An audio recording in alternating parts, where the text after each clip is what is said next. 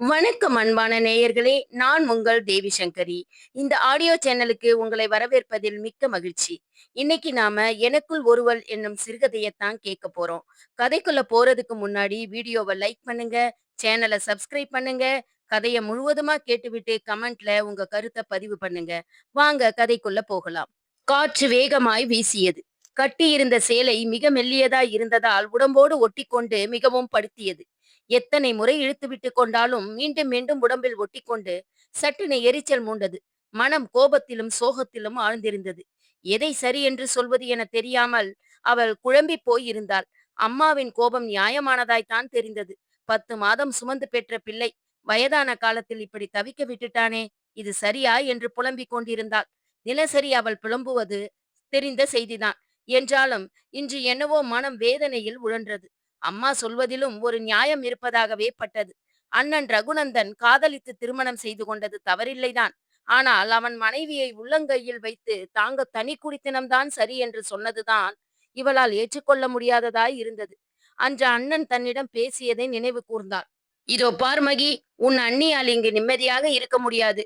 ஏன் அப்படி சொல்கிறாயே? பின்னே அம்மா ஏதாவது நல்லதற்கு சொல்ல போக அது அணுவின் பார்வைக்கு தப்பாக பட்டுவிட்டால் என் வாழ்க்கை அதன் பிறகு நரகம் தானே சொல்லு என்றான்.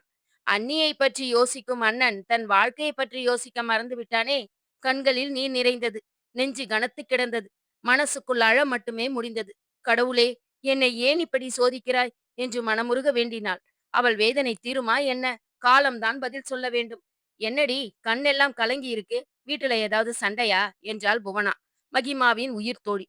சி, ஒண்ணுமில்லடி, இன்னைக்கு அம்மாவின் புலம்பல் சற்று அதிகம், மனசு வலித்தது என்றால் புவனாவுக்கும் கண்கள் கலங்கியது. அவளால் தன் தோழிக்கு ஆறுதல் சொல்ல தெரியவில்லை. இது போன்ற துன்பம் யாருக்கும் வரக்கூடாது என்று எண்ணினாள்.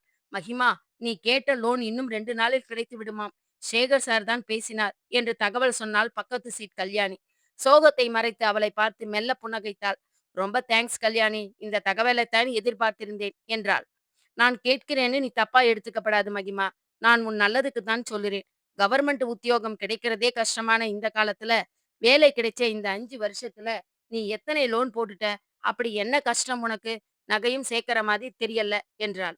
அவளிடம் சொல்ல முடியுமா தன் துன்பத்தை? ஒருவேளை சொல்ல முடிந்ததா இருந்திருந்தால் அவள் மன கஷ்டம் காணாமல் போயிருக்குமோ? காலையில் அம்மா புலம்பியது நெஞ்சில் நின்றது. 10 மாசம் சுமந்து பெத்தது எட்டி உதைச்சிட்டு போயிடுது. ஆனா எடுத்து வளர்த்தது இன்னைக்கும் காத்து நிக்குது. அந்த வார்த்தைக்குள்ளிருந்த வேதனை அவளுக்கு புரியாதா என்ன? சட்டென கண்ணீர் மூண்டது. எதிரே இருந்த கணிப்பொறியில் பார்வையை ஓடவிட்டாள். மனம் வேலையில் மூழ்கி போனது. கிட்டத்தட்ட வேலை முடிந்து அவள் எழுந்தபோது மணி 4. எல்லோரும் வேலை முடிந்து வீட்டிற்கு புறப்பட்டு கொண்டிருந்தனர். இவளும் எழுந்து விட்டாள். அம்மாவுக்கு சுகர் மாத்திரை தீர்ந்து விட்டது. அப்பாவுக்கு இருமல் சீரப் வேறு கேட்டிருந்தார். அதையும் வாங்கி கொண்டு போக வேண்டும். நடையை எட்டி போட்டாள். பின்னால் புவனா ஓடி வருவது தெரிந்தது. நின்றாள். என்ன புவனா, ஏதாவது முக்கியமான விஷயமா என்றாள். முக்கியமான விஷயம்தான். வினோத் போன் பண்ணியிருந்தார் என்றாள். சட்டென அவள் கால்கள் நின்றது. தோழியை திரும்பி பார்த்தாள். முகம் பாறையாய் இறுகி கிடந்தது. என்னவாம் என்றாள். உன்னிடம் பேச வேண்டும் என்றார். சொல்லிவிட்டு தோழியை பார்த்தாள் புவனா. மகியின் முகத்திலிருந்து அவளால் எதையும் கண்டுகொள்ள முடியவில்லை. நீ என்ன சொன்னாய் என்றாள் அவள். சொல்லி பார்க்கிறேன் என்றேன் என்றாள் புவனா. அதை நான் விரும்ப மாட்டேன் என்று உனக்கு தெரியாதா புவனா என்றாள். தோழியை உற்று பார்த்த புவனாவுக்கு என்ன பதில் சொல்வது என்று தெரியவில்லை. சாரிடி, உனக்கு ஏதாவது நல்லது நடக்காதா என்ற ஏக்கம்தான். அதெல்லாம் முடிந்து போன கதை. இப்போது ஏன் அதை கிளற வேண்டும் என்றாள். நான் உன்னிடம் சொல்லிவிட்டேன், நீ சற்று யோசியேன் என்றவள், எனக்கு பஸ் வந்து விட்டது மகி, வருகிறேன் என்றவாறு பஸ்ஸில் ஏறினாள். அருகே இருந்த மெடிக்கல் ஷாப்பை அடைந்தவள் தன் கைப்பையில் இருந்து டாக்டர் எழுதி கொடுத்த மருந்து சீட்டை எடுத்து நீட்டினாள். பணத்தை கொடுத்து 1 மாதத்துக்கான மருந்தை பெற்றுக்கொண்டார். அப்பாவுக்கான காப் சிரப் வாங்கி கைப்பையில் பத்திரப்படுத்தியவள் முன்னால் வந்து நின்றவனை பார்த்து உறைந்து போய் நின்றாள் மகிமா. 6 அடிக்கும் மேலான உயரம், ஆஜானுபாகுவான தோற்றம், எப்போதும் புன்னகை தவழும் முகம், மாநிறம் என்றாலும் கவர்ச்சியும் வசீகரமும் நிறைந்தவன். அதை பார்த்துத்தானே மகிமா கிறங்கி போனாள். தன்னை நினைத்து பல நேரங்களில் கோபப்பட்டிருக்கிறாள். என்னதான் கட்டிய கணவன் அழகனாக இருந்தாலும் இப்படியா முட்டாளாய் இருப்பாள்? சட்டென பழைய நினைவில் இருந்து கலைந்தவளாய் அவனை பார்த்து என்ன விஷயம் என்றாள். சற்றே மெலிந்து விட்டிருந்த அவளை கவலையுடன் பார்த்தான் அவன். மெலிந்து விட்டாயே என்றவனின் கரிசனம் எரிச்சலை மூட்ட, எனக்கு வேலை இருக்கிறது, சொல்ல வந்ததை சீக்கிரம் சொன்னால் நல்லது என்றாள். அவன் முகம் பாறையாய் மாறியது. என்னை பார்த்து பேசுவது கூட கடினமாக இருக்கிறதா? மகிமா என்றான். எதற்கு இந்த பேச்சு? என்னை பொறுத்தவரை எல்லாம் முடிந்து விட்டது.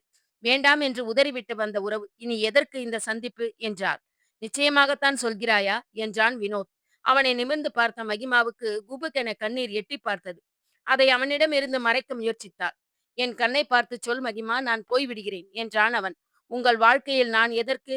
நீங்கள் உங்கள் அத்தை மகள் கீர்த்தியை மணந்து கொள்ளுங்கள். அதுதான் சரி என்றாள் எங்கோ பார்த்தபடி. அழகு பதுமை போல் என் மனைவி இருக்கையில் நான் ஏன் திருமணம் செய்து கொள்ள வேண்டும் என்றான் அவன். கேட்பதற்கு நன்றாகத்தான் இருக்கிறது என்றாள் அவள். அவள் சிரிப்பில் ஜீவன் இல்லை. எப்படி இருந்தவள் இப்படி ஆகிவிட்டாளே என்று எண்ணினான் அவன். இந்த நிலைமைக்கு அவளை கொணர்ந்தவன் அவன்தானே. நிச்சயம் தண்டனையை அனுபவித்துத்தான் ஆக வேண்டும். மகிமா, ப்ளீஸ் என்னை மன்னிக்க மாட்டாயா? அன்று நான் பேசியது தவறுதான். அதற்காக உன்னை பிரிந்து நிம்மதி இல்லாமல் தவிப்பது போதாதா? கொஞ்சம் யோசியேன் என்றான். இதில் யோசிப்பதற்கு என்ன இருக்கிறது? எனக்கு என் அப்பா அம்மா தான் வேண்டும். அவர்களை தனியே விட்டுவிட்டு உங்களோட என்னால் குடும்பம் நடத்த முடியாது என்றார். உன் முடிவில் மாற்றமில்லை அப்படித்தானே என்றான் அவன். ஆமாம், என் முடிவில் மாற்றமில்லைதான். அனாதையான என்னை எடுத்து வளர்த்த அவர்களை அனாதையாய் தவிக்க விட்டுவிட்டு நான் மட்டும் சந்தோஷமாய் வேண்டாம் வினோத், ப்ளீஸ் என்றாள் கண்ணீருடன். அன்று என்ன சொன்னீர்கள்? அவர்களை பற்றி கவலைப்பட நீ என்ன அவர்கள் வயிற்றில் பிறந்தவளா என்று. நான் அவர்கள் வயிற்றில் பிறக்கவில்லை என்றாலும் எனக்கு பெற்றோர் அவர்கள்தான். என் அண்ணன் சுயநலமாய் இன்று இருந்தாலும் என்றேனும் ஒரு நாள் அவன் மனம் மாறுவான். இன்று அண்ணனை வசைபாடும் அம்மா அன்று அவனை அணைத்துக் கொள்ளுவாள் என்றாள் மகிமா. அப்போ உனக்கு நான் வேண்டாம், என் அன்பு வேண்டாம், அப்படித்தானே என்றான் அவன் மீண்டும் அவள் கண்களை பார்த்து. அவளால் இந்த முறை பதில் சொல்ல முடியவில்லை. அவள் மௌனம் அவனை என்ன செய்ததோ. அவள் கையை பிடித்து காரில் ஏறு, உன்னிடம் பேச வேண்டும் என்றான். மறுக்க எண்ணியவள் சுற்றுப்புறம் உணர்ந்து அவனுடன் காரில் ஏறினாள். அவனுடன் காரில் அருகே அமர்ந்து செல்வது மிகுந்த ஆறுதலாய் இருந்தது. ஆனால் அவள் இந்த சுகத்துக்கு எல்லாம் ஆசைப்படும் தகுதி படைத்தவளாய் என்ன? அவன் சொன்னது போல உன்னை மணந்து கொண்டது எதிர்பாராதது என்றானே, அது உண்மைதானே? அவன் தகுதி எங்கே, தன் நிலை எங்கே என்று எண்ணியவள் மனதில் அவர்கள் இருவரின் திருமணம் ஓடியது. பிசினஸ் விஷயமாக தன் நண்பனை பார்க்க அந்த ஆபீஸுக்கு வந்த வினோத்தின் கண்களில் பட்டாள் மகிமா. அண்ணலும் நோக்க அவளும் நோக்க காதல் பற்றி கொண்டது இருவருக்கும். முறைப்படி மகிமாவின் பெற்றோரிடம் கேட்டுத்தான் அவளை திருமணம் செய்து கொண்டான் வினோத். விமரிசையான வரவேற்புக்கு பின்னர் புகுந்த வீட்டில் கணவனுடன் மகிழ்ச்சியாய் குடும்பம் நடத்தியவள். வாழ்வில் யார் கண்பட்டதோ இருவருக்கும் இடையே தோன்றிய கருத்து வேறுபாடு மிகப்பெரிய இடைவெளியை ஏற்படுத்திவிட்டது. அது இன்று விவாகரத்து வரை சென்று விட்டதுதான் கொடுமை. மகிமா அடிக்கடி சொல்லிக் கொள்வதுதான், எனக்குள் இருக்கும் ஒருத்தி அவ்வப்போது விழித்துக் கொள்கிறாள். அவள் தரும் நம்பிக்கையில்தான் நான் வாழ்கிறேன் என்பாள். அண்ணன் தனி குடித்தனம் சென்றதிலிருந்து இவள் வீட்டோடு வந்து விட்டாள். வேலையை ரிசைன் பண்ணிவிடு என்று சொன்ன கணவனுக்கு தெரியாமல் நீண்ட விடுப்பு போட்டாள். அது அவனை பிரிந்து வந்த பிறகு பெரிதும் உதவியது. வினோத் மேல் அவளுக்கு பிரியம் அதிகம். அதனால்தான் இன்று வரை அவனை நேருக்கு நேர் சந்திக்க மறுக்கிறாள். அதற்கு வேறு ஒரு காரணமும் இருந்தது. வினோத் தன் மனைவியிடம் சொன்ன அந்த ஒரு வார்த்தை தான் அவர்கள் பிரிவுக்கு அடித்தளம் போட்டது. வேண்டுமானால் அவர்களை எல்லா வசதிகளும் நிரம்பிய இல்லத்தில் சேர்த்து விடலாமே என்றான். கண்ணீருடன் கணவனை பார்த்தவர், தேங்க்ஸ் எனக்கு ஆலோசனை சொன்னதற்கு. இனி நம் இருவருக்கும் சரிப்பட்டு வராது என்றே தோன்றுகிறது. நான் கிளம்புகிறேன் என்று கூறிவிட்டு வந்து விட்டாள். புரியாமல் குழம்பியது வினோத் மட்டும்தான். நான் என்ன சொல்லிவிட்டேன் என்று என் மேல் கோபம் என்றவனிடம் அவள் விளக்கம் சொல்ல விரும்பவில்லை. அவனை சந்திப்பதை தவிர்த்தாள். அவனுடன் பேச மறுத்தாள். தன் வாழ்க்கை இனி தனியாகத்தான் என்று முடிவெடுத்த போதுதான் இதோ மீண்டும் அவனிடம் மாட்டிக்கொண்டாள்.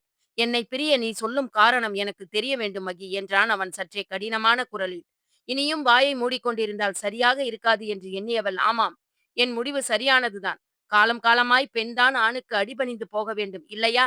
அன்று என்ன சொன்னீர்கள்? என்னை பெற்றவர்களை எல்லா வசதியும் பொருந்திய இல்லத்தில் சேர்த்து விடலாம் என்று சொன்னீர்களே, அதுவே நான் உங்களிடம் சொல்லி இருந்தால் என்னவாகி இருக்கும்? காரணம் அவர்கள் உங்கள் அப்பா அம்மா. நான் பெண் அல்லவா? நீங்கள் சொன்னதை கேட்க வேண்டும். இல்லை என்றால் மனைவி பட்டம் காற்றோடு கரைந்து போகும். அதுதானே என்றால் அவனை நேருக்கு நேராக பார்த்து. அவளை சற்றே ஆச்சரியம் ததும்பும் விழிகளால் அளந்தபடி நீ சொல்வது என்று தடுமாறினான்.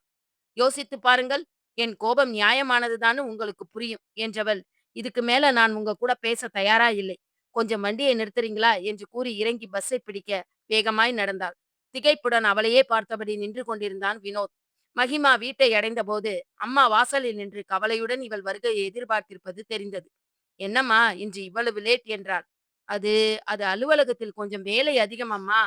அதுதான் என்றால் வாங்கி வந்திருந்த மருந்தை அம்மாவுக்கும் அப்பாவுக்கும் கொடுத்தாள். அம்மா சுட சுட சுட்டுக் கொடுத்த தோசையை உண்டுவிட்டு படுக்க போனாள். தூக்கம் வரவில்லை. வினோத் தான் கனவில் வந்தான். அவன் கேட்ட கேள்விகள் இன்னும் நெஞ்சில் வலித்தது. என் மேல் உனக்கு அன்பில்லை அப்படித்தானே என்றானே. அவனை பிரிவது உயிரை பிரிவதற்கு சமம் அல்லவா? அவனுடன் சேர்ந்திருந்த நாட்களை எண்ணினாள். கண்ணீர் வழிந்தது. உறங்க முற்பட்டால் முடியவில்லை. விடிந்து வெகுநேரமாகி இருக்க வேண்டும். அதனால்தான் அம்மா இப்படி சத்தமாய் எழுப்புகிறாளோ? தூக்கம் கலைந்து கண் விழித்தவளிடம் தென்பட்ட பரபரப்பு இவளையும் தொற்றிக் கொண்டது. "என்னம்மா? என்ன விஷயம்?" என்றவளிடம், "மாப்பிள்ளை வந்திருக்கிறாருடி. சீக்கிரம் குளித்து ரெடியாகி வா" என்றாள். வினோத் எதற்கு வந்திருக்கிறான் என்ற குழப்பம் மேலோங்க, குளித்து ரெடியாகி வந்தவள், அவன் தன் தந்தையுடன் பேசிக் கொண்டிருப்பதை பார்த்து அப்படியே நின்றாள். "இனி நீங்கள் எங்களுடனேயே இருந்து விடலாம் மாமா. என் பெற்றோர் என்றால் விட்டு விடுவேனா என்ன? இது புரிய எனக்கு இத்தனை நாட்கள் தேவைப்பட்டிருக்கிறது. அதுவும் மகிமா என்னிடம் பேசிய பிறகுதான் எல்லாம் புரிந்தது. மகிமா இல்லாமல் எனக்கு வாழ்க்கை இல்லை மாமா. இனியும் அவளை பிரிந்து வாழும் வாழ்க்கை வேண்டாம் என்று எண்ணுகிறேன்" என்றான் அவன். "மாப்பிள்ளை, நாங்கள் எந்த ஜென்மத்தில் செய்த புண்ணியமோ, தங்கம் போல் மகளும் மருமகனும் கிடைத்திருக்கிறார்கள். மனசு நிறைஞ்சிடுத்து மாப்பிள்ளை" என்றார் நெகிழ்வுடன். அதைக் கேட்டுக் கொண்டிருந்த மகிமாவின் கண்களிலிருந்து வழிந்த கண்ணீர், "இப்போதாவது என்னை புரிந்து கொண்டீர்களே" என்பதற்கு அடையாளமாய் அவனையே பார்த்தாள். மனைவியின் அருகில் சென்றவன், "நான் கெட்டவன் இல்லை என்பதாவது புரிந்ததா?" என்றான் மெல்ல, அவளுக்கு மட்டும் கேட்கும் குரலில். கணவனை நெகிழ்ச்சியுடன் பார்த்தாள் மகிமா. நன்றி.